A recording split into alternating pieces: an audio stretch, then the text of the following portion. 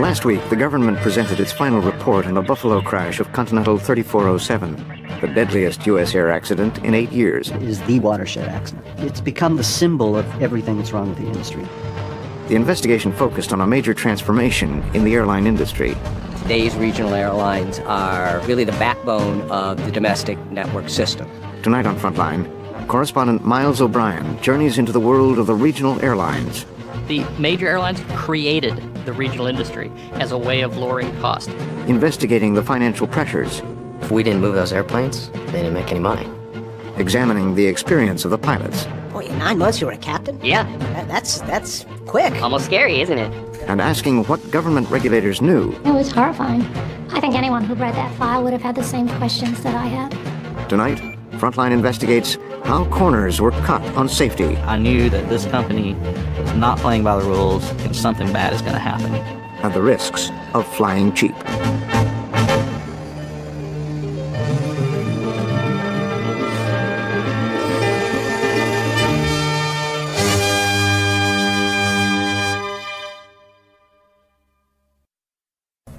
Calling 3407, turn left heading 310. Left heading 310, will be 3407. FedEx 1378, Demi 50 past 3000 for hotel. 1998, turn right heading 140. Right, 140. It was February 12th, 2009. Inside air traffic control at Buffalo International, everything was running smoothly. Continental Flight 3407 was on final approach from Newark. Calling 3407, Buffalo. Delta 1998, turn left heading 360. Then, at 10:16, controllers suddenly lost contact with the crew.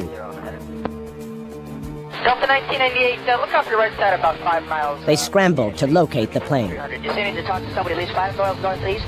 Either state police or sheriff's department. Need to find out if anything is on the ground. It's just black and charred wreckage. I had the TV on, but all of a sudden a bulletin came on and they said there's a plane crash. All of a sudden they announced it was a commuter flight from Newark, a commercial airline, and I screamed. I just screamed and I looked at my watch and it was past the time she was supposed to land. And my husband sat up in bed and I said, I think Beverly's on that plane. 100 feet away from where the plane went down. Karen's sister, Beverly Eckert, was an insurance executive. She had lost her husband in the attack on the World Trade Center and had become a leader among the 9/11 families. All units at the scene of the plane crash and house fire, switch to Channel 2. All units to Channel 2. And see when the smoke cleared. We drove out to the crash site. It seemed like it took forever. About that time, the where the state trooper or policeman in charge on the scene came on the radio and just said that, this Continental plane had crashed into a house on Long Street, and that at this time it appeared there were no survivors. So at that point, you pretty much, it was real. Kevin Kewick's girlfriend, Lauren Maurer, was a passenger on Flight 3407. The phone rings, and it's Kevin. And he just said, Scott, I got bad news. And he just broke it to us. He says, Lauren was on this plane, and it went down, and there are no survivors. The crash killed 49 on board and 1 on the ground. Over the next several days, investigators from the National Transportation Safety Board, or NTSB, scoured the site and briefed family members on their findings. I could sense in the briefing a certain amount of anger. They were looking at icing, they were looking at a lot of things, but there was like a buzz in the room of all the families. We're all grief-stricken and we're listening, and I got the sense that something wasn't right. I think we were getting some signs that there was a bigger story here than just, I don't want to say just a crash, but a plane crash. It wasn't a mechanical defect.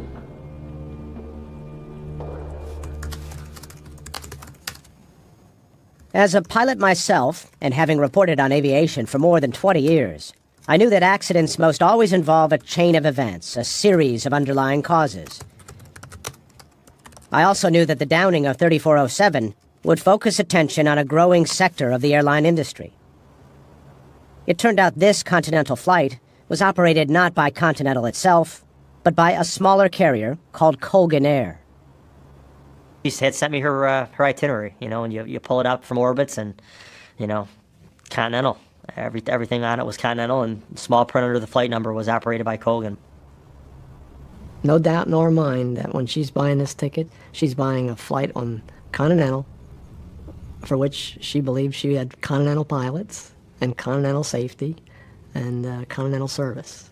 Today, we are opening a public hearing concerning the accident that occurred on February 12th, 2009, at Clarence Center, New York. 3 months after the crash, the NTSB held preliminary hearings on its investigation of 3407.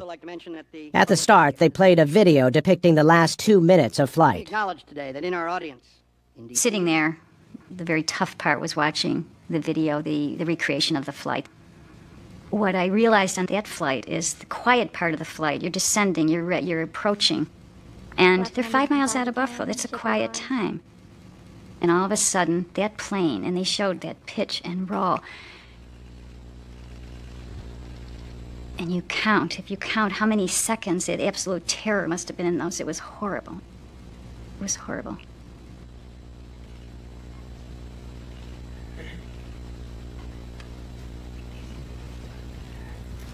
During the hearings, the evidence suggested the cause of the crash was not icing, but rather pilot error. So, in your expert opinion, what did this crew do correctly, and what did they do wrong? Obviously, the initial reaction to the stall warning was incorrect. do you believe this was a recoverable stall? My opinion is yes. Here's what the black boxes told investigators in a nutshell. The airplane was on final approach to Buffalo, the landing gear came down, and it started losing speed very quickly. Very soon, a warning system came on, a wheel shaker, to tell the pilot that the plane was going too slowly to fly. He's supposed to push on that wheel when that happens. Instead, he pulled back. The speed got even slower. And then another system kicked in, a pusher, which the plane tries to push the nose over itself to gain airspeed. Instead, the captain pulled back. And then the first officer put the flaps up, and that made matters worse. The plane stalled, spun, and crashed into the ground.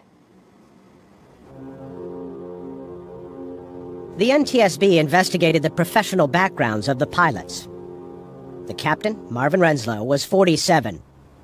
He was hired by Colgan in 2005 with only 618 hours of flying time, less than half the time required by most major airlines.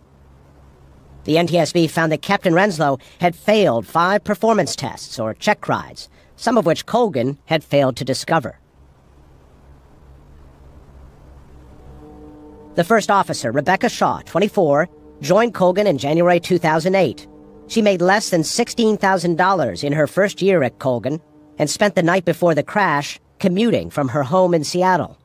She commuted from Seattle to Memphis, stayed in a crew lounge in Memphis from midnight to 4 a.m., commuted from Memphis to Newark from 4 to 6:30, and then hung out in the crew lounge in Newark until her 1:30 showtime. The transcripts of the cockpit voice recorder provided clues about other problems. The first officer seemed under the weather and concerned about the cost of calling in sick. "If I call in sick," she said, "now I've got to put myself in a hotel until I feel better." And both pilots appeared tired. The transcript notes sounds similar to yawns. We are going to find out what happened here. The investigation threw a spotlight onto the operations of Colgan and raised questions about pilot qualifications, training, and pay. The story that emerged shocked family members and even industry insiders. Will prevent it from happening. There's some accidents that really make you step back and take a look at what's happening in the system. 3407 forces us to look at issues like commuting, fatigue. It forces us to look at training. It forces us to look at fundamental regulatory relationships. Absolutely, it's a very important event. It's become the symbol of everything that's wrong with the industry. The term watershed comes out frequently. Is this a watershed accident? I think it is. I think it is. Certainly for this decade, it is the watershed accident.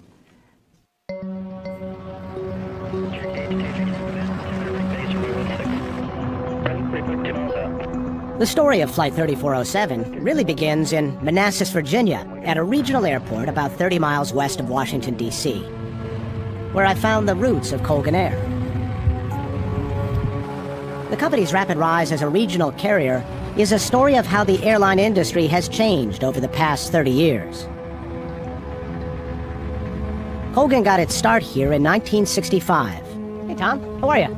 Welcome Good to see you. Dulles Aviation, Manassas, Virginia. The Colgan family operated a fixed base operation in Manassas, Virginia. And out of that grew an air taxi operation, where it is that Colgan would contract with X company to fly from A to B. Charter kind of thing. Charter kind of thing. Chuck Colgan is a former Air Force pilot who built his charter company by first flying IBM executives between Washington and the company's main plant in Poughkeepsie. Then Colgan got a big break when in the late 70s, the government deregulated the airline industry. Deregulation brought increased competition and lower airfares. It also brought a new operating model called the hub and spoke. The major airlines created central hubs in big cities and turned to small regionals or commuters to feed their network. So they created these mechanisms where, okay, we'll buy, 50-seat airplanes for you. You'll set up or expand an existing company, and we'll make it look like that it's actually our airline. You buy the ticket from us, but, you're really flying on this other carrier. The new model of contract flying was called a code share. The regional airline carried the same ticketing code and colors as the major. And under most contracts, the regionals were paid a set profit on each flight they completed, regardless of how many passengers they carried. So there's a margin there of profit. But if you can hold down pilot costs, if you can hold down flight attendant costs, maintenance costs, those carriers make even more money. The new business model got a big boost in the 90s with the introduction of smaller jet aircraft that allowed the regionals to carry more passengers to farther destinations. And that was good for consumers, who benefit from what the industry's chief spokesman calls seamless travel. The real secret and why people haven't realized that there has been this transition is that the passenger buys one ticket, doesn't have to check his bag on 2 or 3 different airlines, puts it through, gets on an aircraft that is modern, looks the exact same way, the seat magazine that says Continental, so that it's a seamless experience for the traveling public. The new code share contracts were part of a seismic shift in the competitive structure of the industry that took hold in the late 90s. Discount carriers like Southwest were grabbing more and more market share, putting increasing price pressure on the major airlines, forcing many into bankruptcy. The low-cost carriers were in full wing at this point, growing aggressively. That clearly, helped to compress fares. And I think probably the most important thing, fares were now available on the internet. Now I could go on the internet and shop for the lowest fare. The chase for cheaper airfares put tremendous pressure on mainline carriers like Continental Airlines. Gordon Bethune had brought Continental back from the brink of bankruptcy in the mid-90s. Winning is defined in our business as beating your competition, just like a horse race. You don't have to be the fastest horse on the planet, just beat these other horses. That's what makes this business exciting. While you and I are having this conversation, let's say we're in the airline business, our competitors would be screwing us. They would be changing a flight, a 1 of 1,800, and a time of day or a fare or something. Never stops. Never stops. Like other major airlines through the 80s and 90s, Continental had built up its own regional airline, Continental Express. But to stay competitive, Bethune sold off Continental Express and began outsourcing more and more flying to independent airlines. What was the whole thought process in putting this type of flying onto another company? It's a different kind of business. It's regional jet flying and small airplanes aren't big airplanes, and the different employees, different labor standards, different wage rates, right? Still, airplanes, transportation, moving passengers safely. How is the distance traveled and the size of the airplane make it a different business in your perspective? They're all flying airplanes, but they're not flying the kind of airplanes you are with the same kind of standards that you're flying.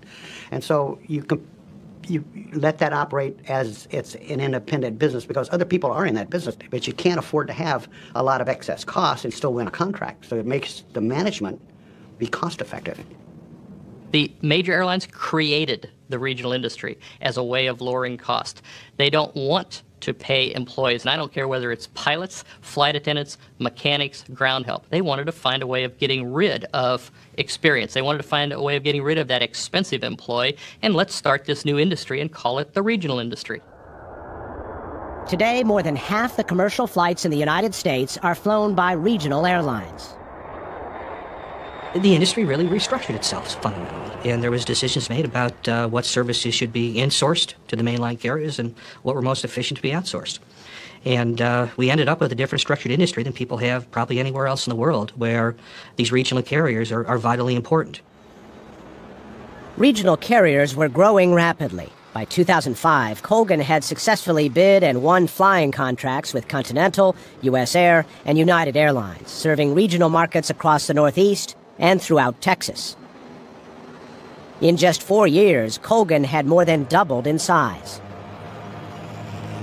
It's a lot of growth to manage, though, isn't it? A lot of growth for Colgan to manage. This has been a lot of growth for the regional sector to manage, from flying a small portion of overall flying to operating 52% of the departures today. You know, this has been a huge transition for the regional sector. Even before the crash of 3407, there were growing safety concerns about the regional airlines. Since 2002, the last 6 fatal commercial airline accidents in the U.S. have all involved regionals. In 4 of the accidents, the NTSB cited pilot error as a cause. The investigation of 3407 opened a window into the lives of regional pilots, where the work is hard and the days are long, says former Colgan pilot Chris Wyken. It's challenging. It's very challenging. A lot of short routes, a lot of takeoffs, a lot of landings, and going in and out of bad weather, being down low, especially at Colgan, flying the turboprops. You're not flying above the weather, you're flying in the weather. You know, 8, 9, 10 flights a day, it gets to be a very long day. While FAA regulations limit pilots to 8 hours of actual flight time a day, pilots may be on duty for up to 16 hours a day. But that doesn't mean a big paycheck. We are only paid when the door's closed and the engines are running. As soon as we block out of the gate, we close that door. That's when we start. All the time we're walking through airports, eating lunch, reading a book, while we wait for airplanes standing at the gate. You know, we're not paid for that time. We may be on duty for 80 hours a week and get paid for 20 of it, if we're lucky. Pilots are paid hourly, and starting pay for first officers is typically $21 an hour. My first year was, I made a little over $22,000 gross. Mm-hmm. And then you put into the fact that you have, you know, mortgages and rent for a crash pad, student loan payments, car insurance and whatnot. You know, by the time it all got said and done, we were literally starving at the end of the day. To make ends meet, many pilots choose to commute, living in less expensive communities, far from the base they fly from. Commuting has always been a part of aviation. But if you're making $16,000 or $18,000 a year and you're commuting, you're sleeping on the Barca Lounger and the pilot's lounge, and that's not good, is it? Let's get the facts out on the table on this, Mile. The average salary for a regional airline captain is $73,000. The average salary for a first officer at a regional airline is about $32,000, $33,000 a year. I'm not talking about average. There are some people, as you well know, who make $18,000 to $20,000 a year. You know, we're not talking about average. We're talking about human beings who are flying my grandmother to Buffalo, right? Okay, so there are people there living this life, and it seems as if they're in an untenable position economically.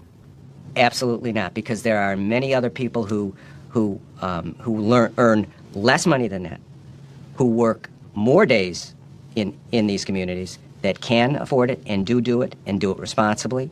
I just checked the web this morning. You can get a hotel room at the Newark airport for $50 a night. $50 a night?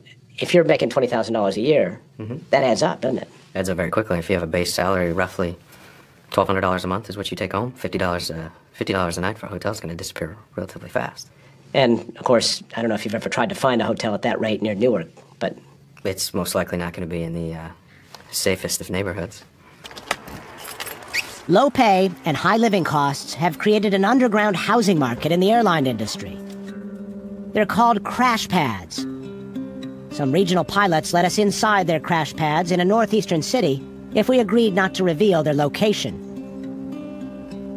You can picture a 1 and 2 bedroom apartment with 8, 10, 12, 14 guys in it on, you know, roll-out mattresses and sleeping on the floor, sleeping on the couch, sleeping in bunk beds, air mattresses, waiting in line for the shower. Well, I had a crash pad in Albany, New York. We had 9 people living in a small 2-bedroom apartment. We had guys sleeping on the couch. They rented the couch. Guys that rented a closet, a big walk-in closet. And then you'd have 3 or 4 guys crammed in a little bitty 10 by 10 room. hardly bigger than jail cells, it seemed like. Sleeping on air mattresses. We couldn't afford to rent our own apartment. We just did not make enough money to be able to pay for that. The lives of regional pilots may not be glamorous, but they offer young pilots a fast track to the captain's seat. At the major airlines, it takes pilots 5 to 10 years to upgrade from first officer to captain, but not at the regionals. At Colgan, I upgraded very quickly. Within my first year, I upgraded in about 9 months, if I remember right. Boy, in 9 months you were a captain? Yeah. That's quick. Almost scary, isn't it? So that's not a deep reservoir of experience in the cockpits. Yeah, there's not a very deep well to draw from in terms of experience and knowledge. Absolutely true. One of the first officers that flew with me when I became captain was actually a guy that I was in ground school with in my initial new hire class. Wow. So I had 500 and some hours. He had 400 and was soon going to upgrade in that airplane. A couple of relatively new guys. Yeah, we were brand new to the airline game. 9 months in. 9 months in. I don't think passengers know this, do they? I'm sure they have absolutely no clue. I'm sure they have absolutely no idea. Just 1 month before the crash of Continental 3407, it was a very experienced crew that brought 150 passengers to safety on the Hudson River. Sully was exactly what we all want to see in the airline pilot. He's a teacher, he's a proficient pilot, he is a master manager, and he also happened to have a very skilled person sitting in the right seat with him. That mentoring process is where a lot of younger pilots gain experience. That's how they learn. In the regional industry, you don't see that today. It wasn't like you were seeing Continental check airmen or senior pilots coming around saying, hey, let me sit down with you and talk to you about how to fly in these conditions. No, because that's Continental. That's their pilots, that's their pilot group, and then we have Colgan. There's a clear distinction and split there. So as long as you show up when you're supposed to show up for Continental, they didn't get in your business. Continental, as far as my knowledge, never had any involvement with Colgan. I mean, they signed the contract and said, you will fly these routes, and Colgan was responsible for crew training and everything else. Continental's relationship with Colgan was primarily business. Colgan was paid for each flight, and their pay depended on completion of the flight. And they get paid based on completion factor in some contracts, which raises a disturbing question, because if you have a cancellation or you deviate due to weather, are they actually going to get paid for flying? Are we incentivizing regional carriers to actually complete segments when it may not be safe to do so, when the safest thing may be to cancel that flight or divert to a different airport? Doesn't that create an incentive which is contrary to safety? In other words, you get your money if you get that plane from Newark to Buffalo. Safety is the #1 priority, and there is no airline, no matter what the business arrangement, that would ever operate any aircraft at any time and risk the safety of the passengers and crew. So it's totally unrelated to any type of business arrangement. They said safety was a priority a lot. In my experience, however, on a day-to-day basis, being on time and completing the flight was much more important. Much more important. What happened if you were tired or sick or both? Sick and tired. And you called in and said, I can't do this trip. What happened then? I was actually one of them that claimed fatigue at one point. I had a number of 16-hour duty days in a row. Full 16-hour? Full 16-hour days. Right. And I swear to God that this is true. Our vice president of operations got on the phone with me and said, well, you're going to be stuck in Hyannisport. You're going to be stuck in Hyannis for the night if you claim fatigue right now. Wouldn't you like to get home? We can, shorten your duty day for you. Instead of saying you showed up at 5:40 this morning, we can say you showed up at 6, and that'll give you that extra 20 minutes to take that flight back to Albany. So to be clear, he was offering to falsify the records so that you would appear to have flown a legal FAA-sanctioned day when you didn't, or weren't. Correct. The saying around the company was always move the rig, and that just kind of told me that they were willing to kind of push the bounds. Why were they pushing? Because if we didn't move those airplanes, they didn't make any money. Last August, the relationship between the major carriers and their regional partners was explored at a hearing in the U.S. Senate. Several airlines were asked to testify, including Continental and Pinnacle Air, the company that bought Colgan in 2007.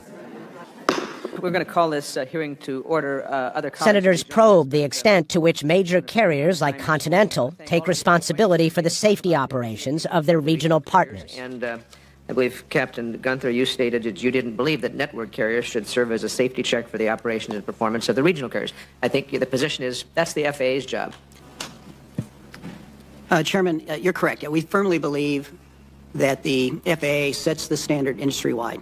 One reason some majors don't want to take responsibility for the safety of their regional partners is because they don't want to assume the legal liability, says plaintiff's lawyer Mary Schiavo. What about liability, though? When you set up a contract like this and something bad happens, like happens in Buffalo, who's liable? What people think is because, in the case of the Buffalo crash, because Continental's painted on the door of the plane, they think that Continental is responsible. In fact, their contracts with their code share carriers say that the code share carrier, the contracting carrier, the Colgan of the world, is absolutely, completely, and totally responsible for the safety of the operation of that flight.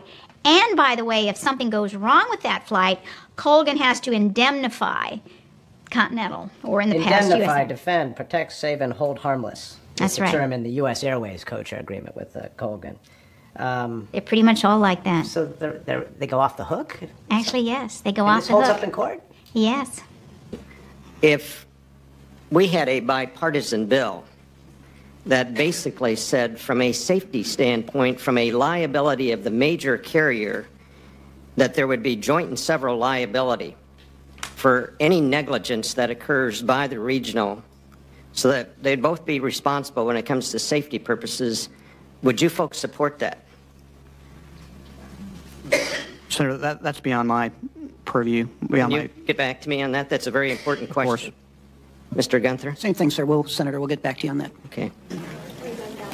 The committee says it has not heard back from the airlines.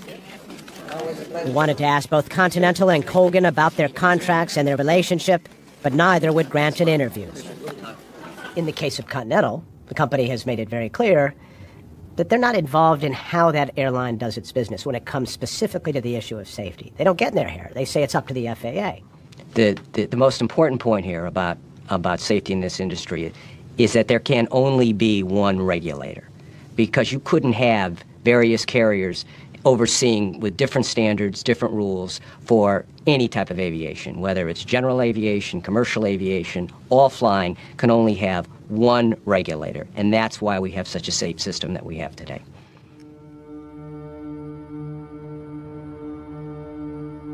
Relying on the FAA to ensure that all carriers fly safely has its limits. The FAA has less than 4,000 inspectors responsible for overseeing the safety of about 25,000 commercial flights in the U.S. every day. The crash of 3407 has raised anew questions about how well the FAA is doing its job. Questions that had previously surfaced in the mid-90s with the rapid rise of a low-cost airline called ValueJet. As ValueJet grew, so did its safety troubles. Yet the FAA failed to heed warnings about repeated problems. Mary Schiavo was the Inspector General of the Department of Transportation at the time. Instead of hitting them with violations, they were propping them up. My office said, whoa, wait a minute, this doesn't pass the smell test. When you've got an airline having this many problems, the FAA isn't doing proper oversight. Folks are fading now, finding any survivors from the crash of a ValueJet DC-9 that went... Then, in 1996, ValueJet Flight 592 from Miami caught fire and crashed into the Everglades. Reportedly, the FAA says there were 109 people on board. The Secretary of Transportation and the head of the FAA went into protective overdrive. The Secretary of Transportation flew down to Miami and stood in the Everglades, literally on the watery grave of 110 people, and said, ValueJet is a safe airline. And I want to emphasize that I have flown ValueJet. ValueJet is a safe airline, as is our entire aviation system. I was very angry because they knew that that airline was troubled. Why? Because I'd been called into the Secretary of Transportation's office. The FAA administrator knew we were down there looking. We had presented some of our findings already. Were they lying to the public? I think so. Why? Because the FAA protects airlines. The FAA's response to ValueJet exposed an inherent conflict in the agency's original mandate. The Federal Aviation Act of 1958 gave the FAA two primary missions. One, safety. Two, promote aviation. In no particular order. After the ValueJet crash, Congress, under public pressure, removed promotion from the FAA mandate. But a closer look at the legislation tells a different story. There's a footnote in that legislation before Congress. And the footnote says, although we're changing the terminology from promote to encourage, we do not intend to change the way we do business. This is a change for the public consumption, and we're not changing how we work at the FAA. It was simply a sleight of hand. Nick Sabatini worked inside the FAA for 30 years and was the head of aviation safety from 2001 through 2008. I never did see that there was a conflict. I could easily compartmentalize. If I'm encouraging you to do better, I'm not encouraging you to necessarily grow your business in terms of promoting aviation. The promotion was promoting aviation safety, as we saw it.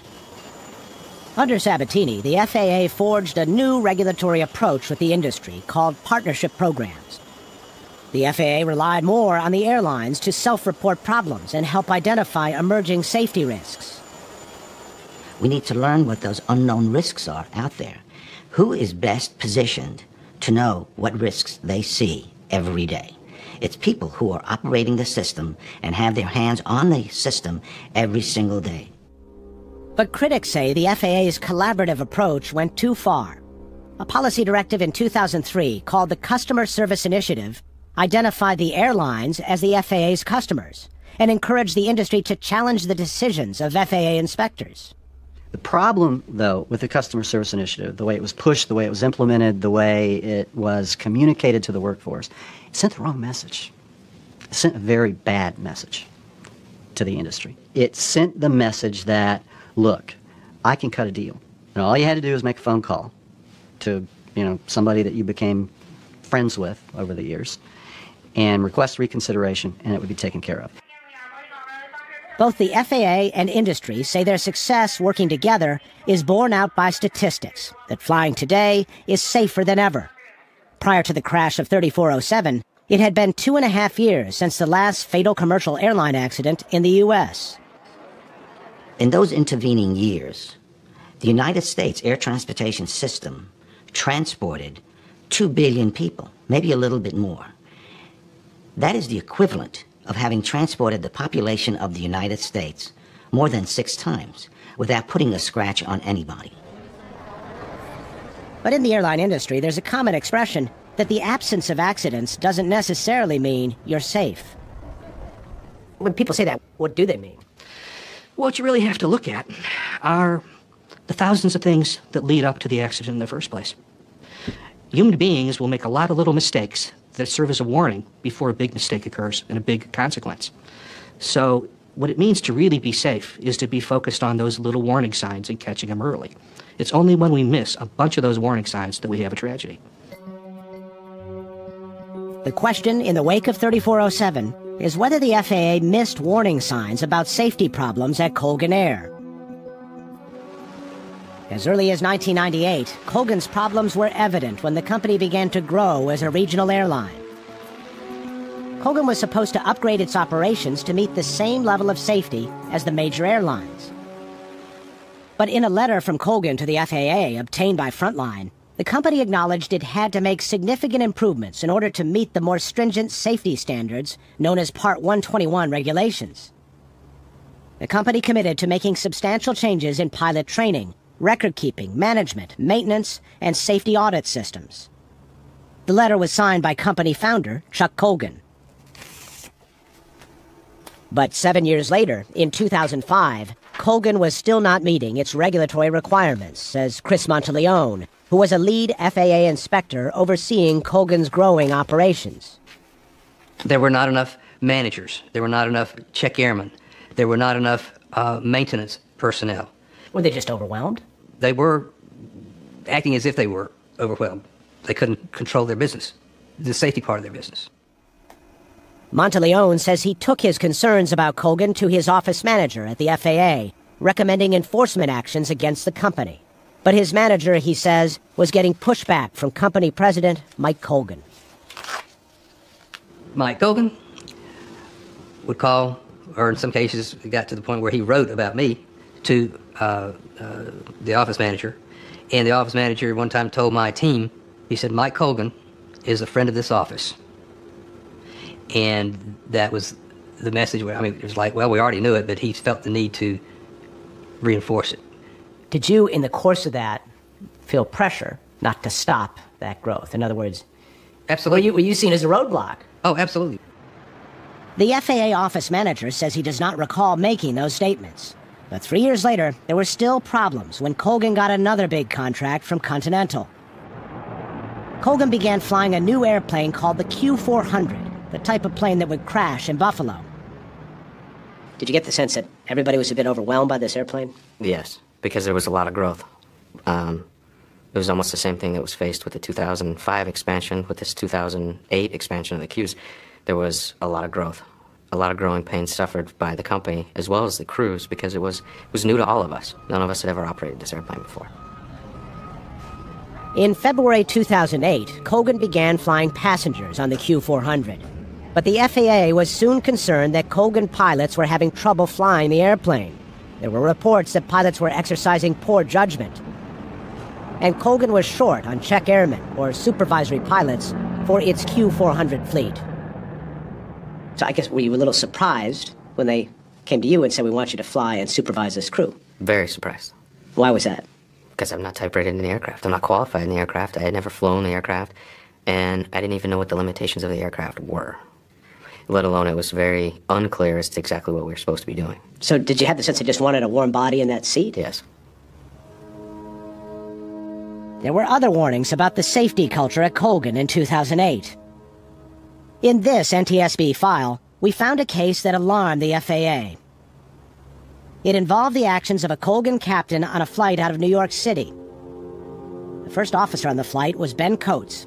It was Coates' job to calculate the weight limit on the flight, and his calculations showed the plane would be too heavy to fly. And you say to the captain, Captain, we're even more of a way than we thought. What do you say? Well, he said, well, why don't we just count 3 of those adults as children? Really? You know, just mark them down on the sheet as children, and that'll put us underweight. That's what he suggested. Coates says he refused, and the captain took the weight manifest from him. Only after landing did Coates discover what had happened with the manifest. So when you looked at the paperwork, which had all the information on the weights and balances for the plane, what did you see? Well, I saw it had been altered. My math had been altered. It had been changed so that our plane would no longer be overweight. He made the limit higher Exactly. so the plane would fit. Yes. And what you ended up with was a very heavy aircraft. Yes, a very hard to fly, hard to climb at least airplane. Unsafe, illegal airplane. Yes. Dangerous. Yes. Very dangerous, actually. Very dangerous. Coates felt it was so dangerous that he filed a complaint with the FAA. The case landed on the desk of the agency's top regional attorney, Loretta Alcalay. They were shocking allegations of violations by an airline captain, falsifying a load manifest to indicate that there were fewer passengers than there actually were, and flying over gross. So it was a pretty outrageous case. Based on its investigation, the FAA revoked the captain's license. And I think the biggest issue really is, what did Colgan do? I mean, what did Colgan do when we revoked one of their pilots? I mean, that's really the question. What did they do? I mean, you would think that they had done a top-to-bottom review about what was going on. But what Colgan did surprised Alcalay. The company testified at an appeal hearing in support of the captain. And DeBennis, director of operations. Yes. Well, testifies that you're a problem, right? I think he did, yeah. And the captain? Model pilot. Whose model? I don't know. Not my model. But apparently Colgan's model, according to the director of operations.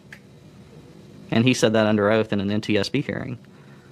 Which raises the question in my mind, how come Colgan isn't under investigation? Why do they still have an air carrier certificate? And especially if their director of operations is, officially supporting an unsafe captain and not supporting a first officer who's trying to scream safety.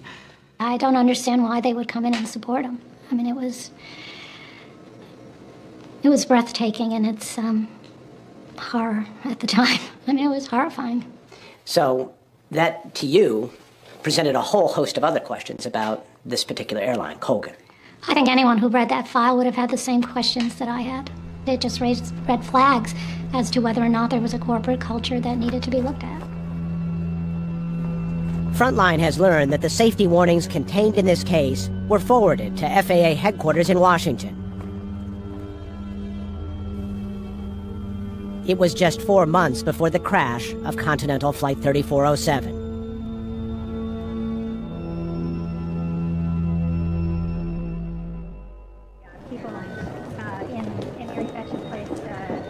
The Buffalo crash has galvanized efforts to raise safety standards at the regional airlines.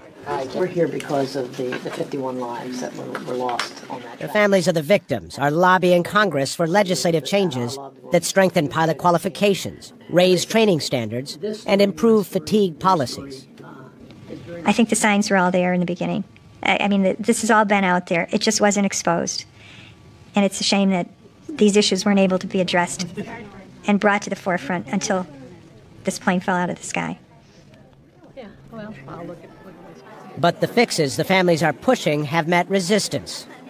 The regional industry has its own views on how much change is needed. The CEO of Pinnacle, the current owner of Colgan, was in Washington at those August Senate hearings. Mr. Trenery came over to offer his condolences to the families, etc., and he came up to me and I said, well, there's nothing going to change what happened. You know, we can't change that. I said, but we do hope to change things moving forward, and we need to get this thing fixed. And he looks at me and he says, we fixed it. Just like that. And it took my breath away. I looked back at him and I said, excuse me. And he says, we agree, it needs to be fixed, and we've fixed it. As you are aware, on June 15th, we made this call to action to promote a renewed and robust safety discourse within the aviation community. The new FAA administrator is also optimistic about fixing the problems.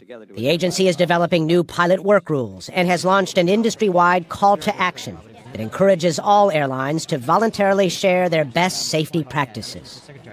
We've done a call to action to promote things people are implementing already. We don't even have the reports out, and they're already implementing some of the best practices that we found in this call to action. So I think it speaks pretty highly that this is an industry. I mean, let's face it, a bad safety record is bad for business too, and it's not without some motivation that you should be safe. But the good news is they are.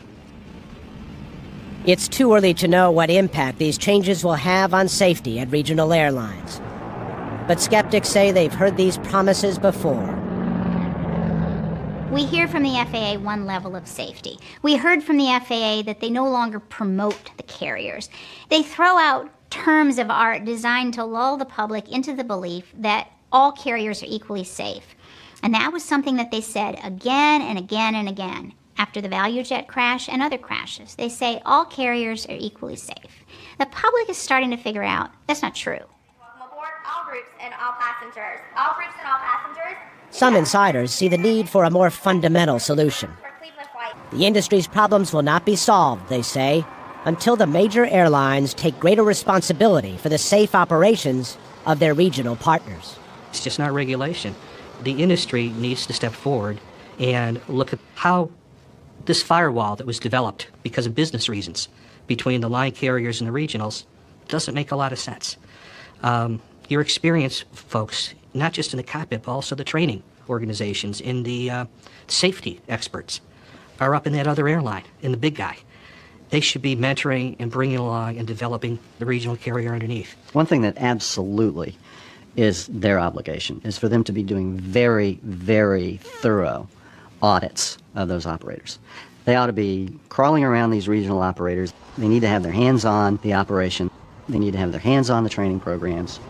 Big brother needs to be looking over little brother. Because again, Continental sold that ticket, not Colgan.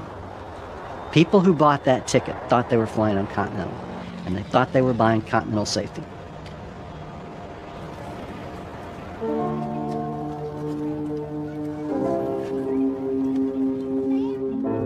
This is not about two pilots. This isn't even about Colgan Air and Continental. This is about an industry. It's just morphed away from where it wanted to be. and it just slid away, and no one was watching and monitoring enough until you have crashes and you have loss of life. We got lulled into a false sense of security by a statistic that it is the safest period of air travel. We allowed some serious safety gaps to exist, and unfortunately in our case they all came together, and we're feeling a lot of pain and hurt because of that.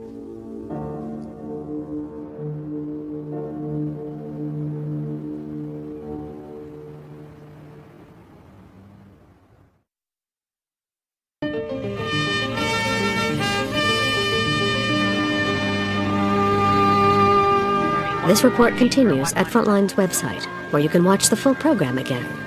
Click a map to see which regionals fly out of major hubs, and check their safety records. Watch more video showing the life of a regional pilot. And learn more about the families of Continental Flight 3407 and their lobbying for new airline safety legislation. Plus read the extended interviews. Let's get the facts. The saying around the company is always move the rig. Designed to lull the public into the belief. Let's face it, a bad safety record is bad for business. And join the discussion at pbs.org.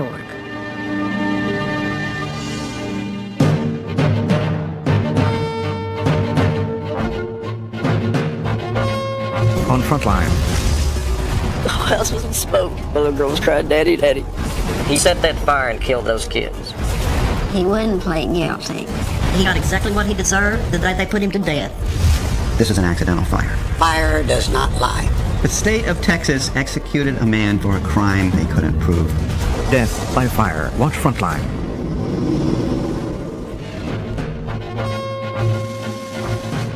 Frontline's Flying Cheap is available on DVD. To order, visit shoppbs.org or call 1-800-PLAY-PBS.